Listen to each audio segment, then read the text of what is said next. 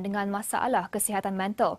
Menurut laporan Tinjauan Kesihatan dan Mobiliti Kebangsaan 2015, sebanyak 29.2% rakyat Malaysia ada masalah kesihatan mental dan peratusan ini bersamaan dengan hampir 9 juta rakyat Malaysia.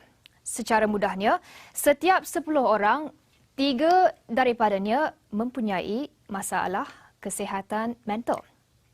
Dan kita lihat ini grafiknya, 3 daripada 10 di Malaysia mempunyai masalah kesihatan mental berdasarkan laporan tersebut. Dan pada tahun 1996, hanya 10% rakyat Malaysia ada masalah kesihatan mental. Dan 2006 pula dilihat di sini 11%.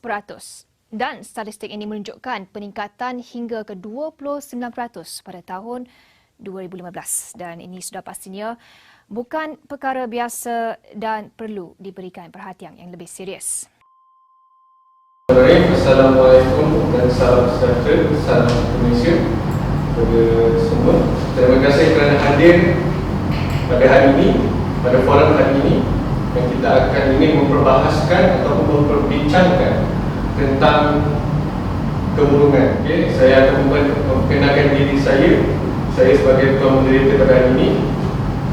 Nama saya Muhammad Akademian dan saya akan memperkenalkan panel-panel yang ada pada hari ini, iaitu berdekatan dengan saya Cik Dashana, iaitu kaunselor bebas, dan di sebelah beliau adalah Cik Safa, jawatannya adalah penasihat akaunten, dan di hujung sana kita ada Cik Nabil Aiman, iaitu perunding eksekutif.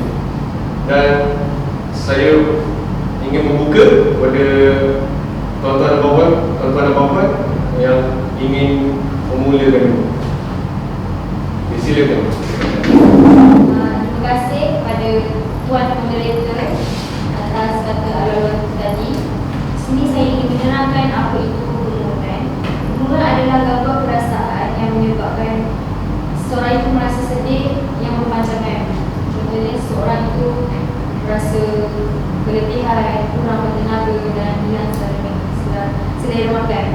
Seterusnya saya ingin menerangkan kesan kemurungan yang selalunya berpunca daripada baka keturunan. Contohnya seorang itu mempunyai keluarga yang pernah menghadapi kemurungan. Seterusnya persekitaran, contohnya ada sebuah peristiwa yang seorang itu ingat sampai dia berasa fobia mengingat kisah-kisah silam tersebut, lalu dia mendapat kemurungan dalam diri dia. Seterusnya saya ingin membahas tentang kesan sampingan seseorang itu menghidapi sakit kemurungan ini. Seseorang itu akan berasa mulutnya kering walaupun meminum air yang banyak, dan tetapi mulutnya sentiasa kering. Seterusnya seseorang itu mendapat sembelit pada tubuh badan dia, susah untuk membuang air besar. Seterusnya mempunyai masalah pemakanan. Okay, terima kasih. Seterusnya saya ingin menyerahkan kembali topik kita pada Tuan Moderator. Terima kasih. Terima kasih Cik Safa atas apa yang beliau telah membahaskan atau memberikan dalam forum ini. Apa yang beliau telah membahaskan adalah amat penting untuk kita memahami dan kita dapat mempelajari dalam kehidupan semasa kita, dan harap kita boleh menghadapkan apa yang kepentingan yang beliau telah sebut. Okay, seterusnya saya ingin membuka pula kepada sesiapa dalam bilik ini membincangkan lagi tentang topik kita pada hari ini. Okay, silakan Cik Dashana. Terima kasih kepada Tuan Moderator untuk memberi peluang. Sekarang saya nak terangkan tentang tanda-tanda dan gejala kemurungan. Pertama sekali, kesedihan atau kekosongan perasaan yang berpanjangan. Contohnya, dia selalu dalam bahasa Inggeris tu dia lonely forever. Yang kedua tu perasaan bersalah. Selalu dia buat satu kerja, dia dapat kemurungan, dia patutnya dia tak salah, tapi untuk diri dia yang dia buat tu salah sangat. Sukar membuat keputusan. Yang keempat tu, hilang minat atau keseronokan terhadap hobi dan aktiviti lain biasanya mendatangkan keseronokan. Contohnya orang hobi dia fotografer. Tiba-tiba dia dapat kekurungan, dia tak seronokkan dalam hobi dia atau aktiviti-aktiviti yang dia buat itu. Pergerakan menjadi terhadap atau menjadi rasa gelisah. Itu je dari saya. Sekarang saya kembalikan topik kita kepada Tuan Moderator. Terima kasih Cik Dasana. Apa yang beliau telah bahaskan adalah sangat penting dan amat menarik yang saya insyaAllah saya akan menanyakan kejap dan ambil silakan Cik Nabil. Terima kasih Tuan Moderator. Saya nak bincang pasal pencegahan. Ketahui menyertai anda patut kepada perubatan dan perawatan susunan dan saya bertanamnya dan sentiasa bersikap positif dan rancang kewangan anda dan amalan gaya hidup sihat. Saya Moderator menanjung. Okey. Terima kasih Cik Nabil Ahmad. Beliau telah bahaskan juga adalah sangat dan kurang kita dengari di mana-mana dan apa yang beliau telah katakan adalah sangat penting dan kita boleh memahami lebih lagi untuk masa akan datang.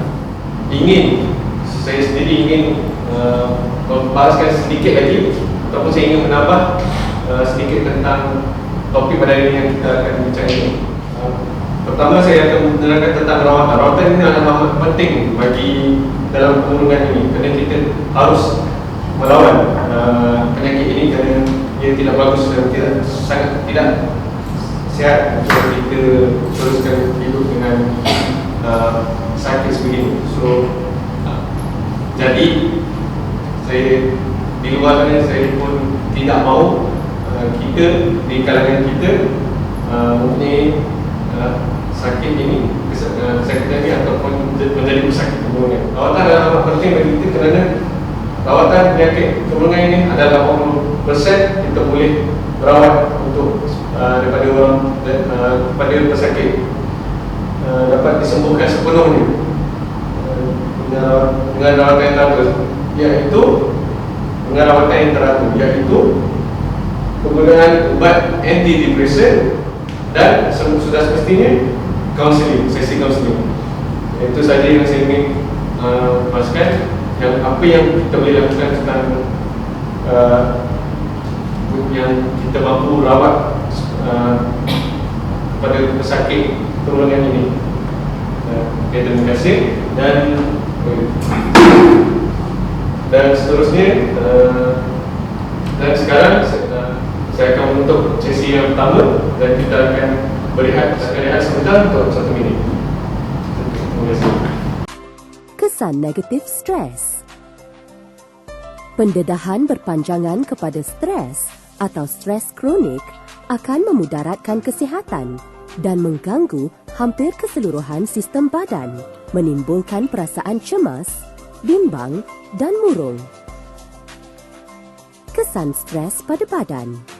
Semasa anda mengalami stres, anda boleh mengalami ketegangan otot di kepala, tengkuk, bahu dan bahagian lain badan.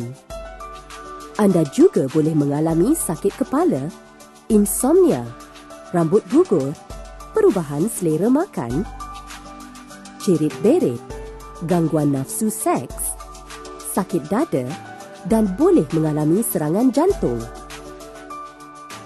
Stres yang berpanjangan boleh melemahkan sistem imuniti dan badan terdedah pada jangkitan penyakit. Seseorang yang mengalami stres juga boleh mengalami masalah kulit seperti ruam dan eksema. Terima kasih kepada ahli panel yang masih berada di sini. Kita pun telah berehat selama 1 minit dan saya sendiri sebagai pemimpin ingin menanyakan soalan yang saya ingin menanyakan soalan ini kepada Cik Safa, iaitu penasihat akauntan. Saya ingin menanyakan tentang apakah kemurungan ini ataupun apakah punca kemurungan, adakah daripada stres? Silakan. Terima kasih kepada Tuan Moderator. Okay, saya di sini nak menerangkan antara punca utama, antara punca-punca yang seseorang itu menghadapi penyakit kemurungan ini. Selain juga boleh mendatangkan kemurungan kerana seseorang itu terlalu tertekan, kerana kerja atau masalah yang dihadapi. Saya serahkan kembali topik kita kepada Tuan Moderator. Terima kasih Cik Safa telah menjawab persoalan saya yang saya telah doakan kepada dia, dan saya juga ingin menanyakan soalan. Saya juga ingin menanyakan soalan kepada Cik Dasyana pula, iaitu kaunselor bebas, iaitu apakah kemurungan ini, adakah dia seseorang itu atau pesakit mempunyai kurang daya kemampuan ataupun ingatan yang perlu kita atasi. Silakan. Terima kasih kepada Tuan Moderator untuk memberi peluang untuk mentanyakan soalan. Orang tidak beri kasih sayang, tidak dapat pendidikan dan tidak membantu dalam suatu perkara. Itu je. Terima kasih. Terima kasih. Saya telah menjawab persoalan saya sangat baik sekali, dan saya pula ingin membuka ruang ingin tambahan apa-apa yang kita ingin bahaskan. Terima kasih Tuan Moderator. Saya di sini ingin menambahkan tentang antara punca berlaku di kemurungan, iaitu corak pemikiran seseorang itu. Terdapat corak tertentu dalam pemikiran yang boleh mencetuskan kemurungan ini, termasuklah bagaimana persepsi kita terhadap diri, kehidupan dan dunia keseluruhannya. Itu sahaja daripada saya. Saya serahkan semula topik ini kepada Tuan Moderator. Terima kasih. Terima kasih Cik Safa. Ahli panel kita pada hari ini sangatlah baik sekali, keadaan baik, dan telah memberikan keterangan yang saya ingin ataupun benda yang pembaharuan yang kita dengarkan, dan saya ingin memberikan saya akan menutup sesi kedua ini dengan rehat selama 1 minit. Terima kasih. Awas, terdapat penderita gangguan kemurungan yang bertindak berdasarkan idea-idea kematian ini, dan sedihnya ada juga yang berjaya membunuh diri. Kejadian membunuh diri merupakan antara penyebab utama kematian di kalangan remaja di seluruh dunia, manakala gangguan kemurungan pula dikenal pasti antara penyumbang utama beban penyakit dunia. Oleh sebab itu, secara tidak langsung, gangguan kemurungan ini boleh memberi kesan kepada kita semua. Bantuan dan sokongan sentiasa tersedia di mana-mana pengamal perubatan di tempat anda. Dengan rawatan yang tepat, gejala yang dihadapi akan berkurang dan tahap kesihatan mental anda juga akan meningkat. Adalah menjadi hak semua orang untuk mendapatkan kesihatan mental yang baik.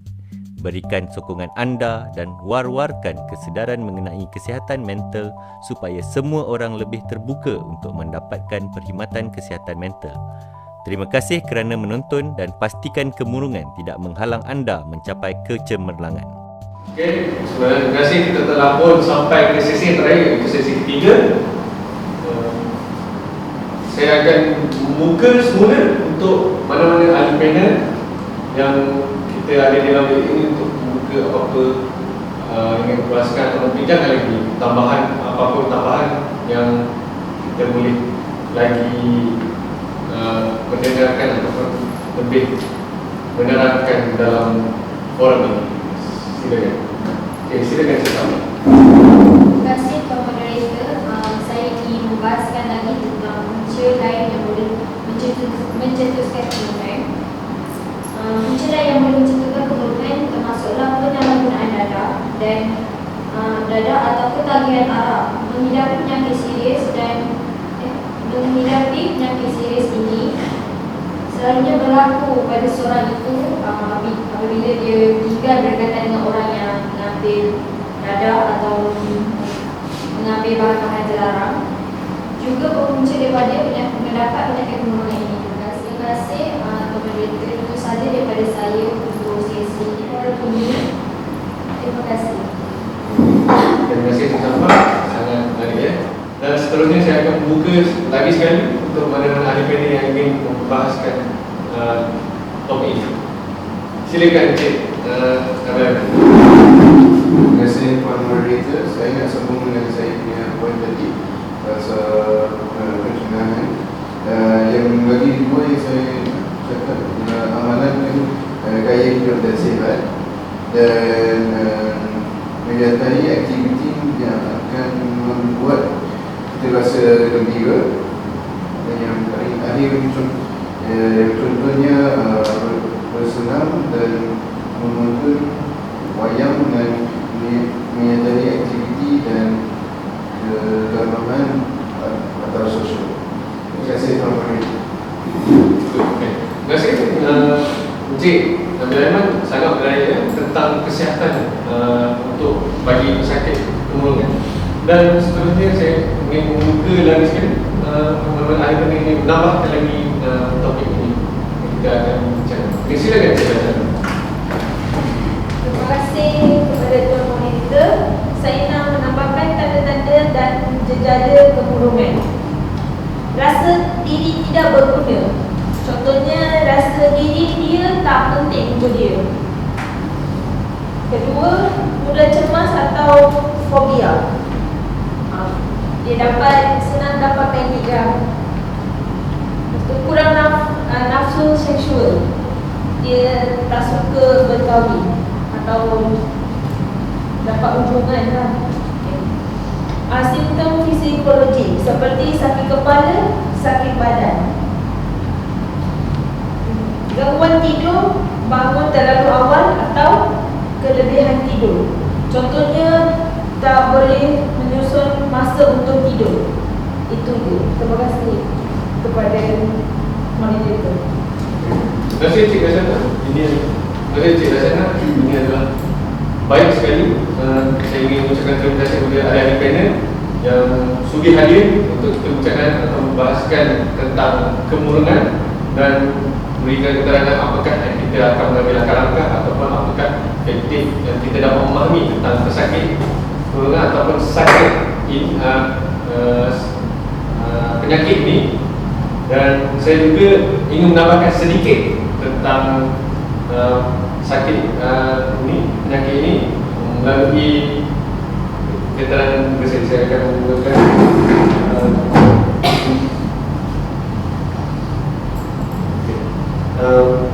saya ingin membincangkan ataupun memberitahu, iaitu kita harus pecahkan tugasan yang daripada tugasan besar kepada pesakit kemurungan ini kepada kecil, untuk kita dapat membahagikan apakah yang beliau boleh lakukan jika beliau berada dalam keadaan murung. Kerana beliau ini, kerana kemurungan adalah telah meletakkan diri beliau, telah meletakkan diri mereka untuk melakukan semua perkara berseorangan. Itu adalah tidak seharusnya berlaku, dan apa yang saya telah maksudkan tadi, kita harus memberikan apa-apa aktiviti atau memberikan apa-apa tugasan yang daripada tugasan yang besar, kita akan mengecilkan ia daripada satu persatu untuk beliau dapat menyembuhkan diri ataupun lebih mendapat perhatian daripada perkara lain. Terima kasih, itu saja daripada saya. Dan di sini saja penghujung, kita pun telah sampai ke penghujungnya pada forum hari ini. Terima kasih sekali lagi ahli panel yang telah datang. Terima kasih Encik Dasyana selaku kaunselor bebas. Terima kasih Encik Safa selaku penasihat accountant, dan terima kasih juga Encik Nabil Aiman sebagai perunding eksekutif. Ini adalah hari yang sangat baik yang kita dapat bahaskan apa yang kita telah ingin sebelah suara ingin menerangkan apakah tentang kemurungan, dan harap-harap kita akan bertemu lagi di masa akan hadapan. Saya akan tutup forum ini dengan ucapan terima kasih dan semoga berjaya. Terima kasih. Assalamualaikum.